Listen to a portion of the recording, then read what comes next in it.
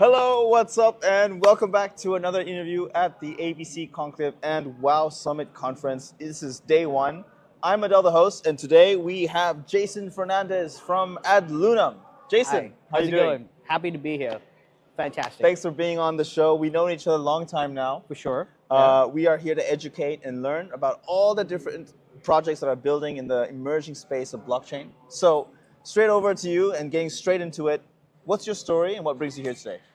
Well, I got into crypto around 2013 and basically been in it ever since.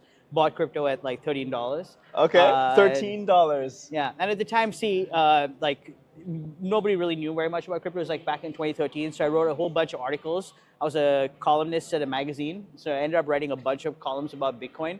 And finally, I was like, cool, why am I sitting on the fence? Let me just get in. It made sense also if you're going to write about something, to sort of buy it and play around with it. And so that's pretty much how I ended up with Bitcoin in the first place, or I probably wouldn't have done it. So I guess like being a writer gets you into all these places that you didn't expect. We're media partners at this event. We're also partners. Our main company, AdLunam, is a partner. Altcoin Observer is also a partner at WOW Summit. So we're just over here, just meeting people, doing the usual thing. We love it here. Thailand is amazing. So. That's great. And ABC Conclave, have you been to their events before? Yeah. Which ones have you been to? The one in Dubai earlier. So we were part of that as well. The founder of it is a good friend. He was at AdLunam at one point. He's our CBO. Oh, he was at AdLunam before? Before you're talking about Kiran? Yeah, Karan was over at AdLunam when he first started out. He was at AdLunam. Oh. So known him for forever, even before this got put together. So definitely support him pretty much when he does stuff. It's a small industry, so basically when your friends do things, you end up, jumping in. Of course. No, wonderful. Yeah, that's great. And in terms of AdLunam, as far as the audience goes, what is it that you are exactly? What is it you're building? Sure. So I mean, we have a zero to ideal accelerator. So we essentially take projects that are maybe really good projects, but don't have all the pieces that they need to have in order to be a really good token, right? Because that's a completely different business. You might be really good at what you do, whether that's, I don't know, selling widgets or whatever, right? But then launching that as a token and then ensuring that that token has liquidity and ensuring that that token is on the right exchanges, that requires a whole set of things that most companies either don't have the resources or don't have the know-how that they have to do. So we have a lot of companies that launch and they just mess up their launch. You only get a chance to do a launch one time. They'll mess it up because they'll take deals that come to them. So a Launchpad comes to them, never heard of a Launchpad before, and they're like, hey, we'll throw your tokens on, see what happens. And so they'll take those deals. Same thing with exchanges, right? Like they'll go on like an exchange rank like 300 out of several thousand, and wonder why there's no liquidity for their token, right? And so I think that a lot of early stage projects need that to plug in with somebody that's sort of specific to the community and to the industry of launching an IDO or an IEO in the first place. A public sale itself is a completely different animal from whatever it is your main core business is, right? So I think we come in and we have that like middle layer between projects that are really good and then tokens that are really good. I guess that's sort of what we do. Interesting. Wow. So you have everything up until the IDO stage or after the IDO as well? Yeah, of course we support projects. We're happy to support projects after the IDO with marketing services and stuff like that. But I mean, really, the crux of it is how do you connect with the right market makers? How do you connect with the right exchanges? How do you connect with the right launchpads? And that is key when it comes to a launch, right? And once you launch, it's not fairly easy. I would say it's obviously always a challenge to maintain that, but it's much easier to do that.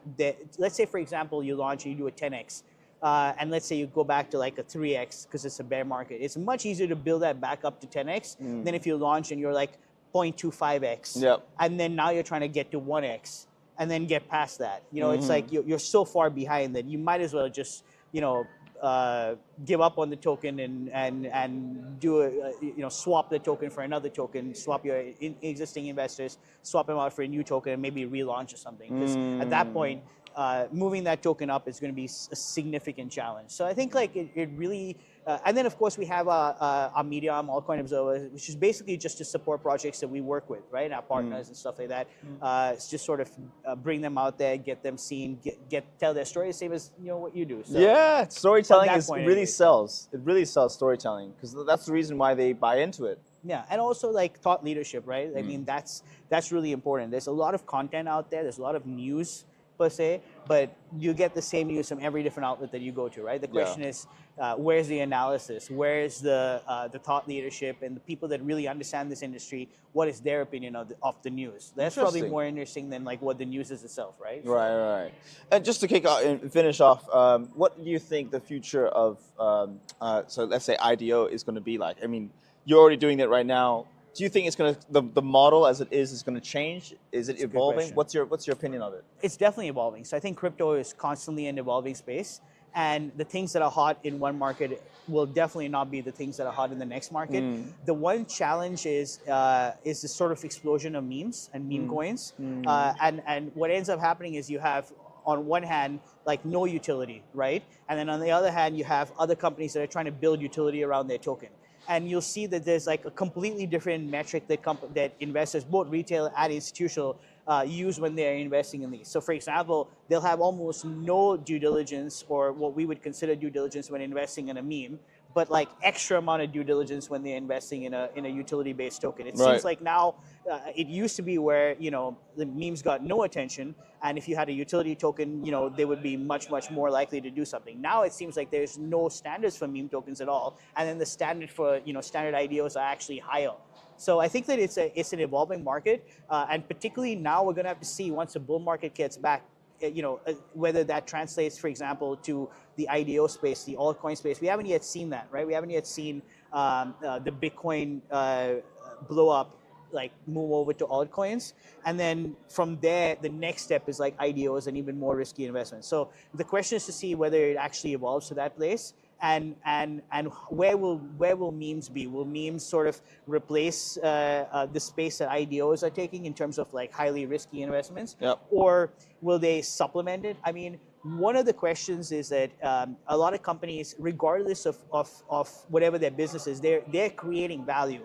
And so if assuming they create a token that represents that value, their token will have value. So it's like it doesn't matter what exactly they're doing, because every company's business is different. As long as they're creating value and then you lock that value in the token will go up. So it's not a replacement. Like a meme is not a replacement. A meme is just total gambling, right? It's not a replacement for utility tokens. But it seems like from a retail perspective, a lot of them are choosing where they move their liquidity, and a lot of that is going to memes, which tends to be an issue. Well, I'm not sure how that's going to play out. Like, we for a long time said that memes are going to die out, but they just never have. They've not, at least so far. But I think you'll see a life cycle similar to NFTs, right? Like NFTs blew up, PFPs were like everything. People realize now that you can't, do anything real with a picture of an ape, right? No. So it needs to have utility. Yeah. So I mean, so that the way the NFT market has evolved, I think eventually we're going to see that with memes too. We're going to see only a few of them survive, and the rest of them sort of go by the wayside. You'll probably have like ones with massive market caps, and then some with pretty much $1,000, $2,000, $3,000, like a whole bunch of crap before like a couple of them doing well. So I think that's going to end up happening, and then hopefully that'll open up the space for IDOs. Jason, I want to thank you for your time. I think there's a lot there that you mentioned that's very valuable and insightful. So I just want to wrap it there and say thank you. Awesome, man. Thank you so much. Thank you so much. Thank you so much for watching. Hope you found this insightful. We'll leave all the links in the description so you can check out Jason's profile as well as AdLunam. If you need IDO advisory, this is the place to go. Thank you again. I'm Adele, the host, and I'll see you next time. Cheers. Cheers. Let's go. All right, buddy. Stay here.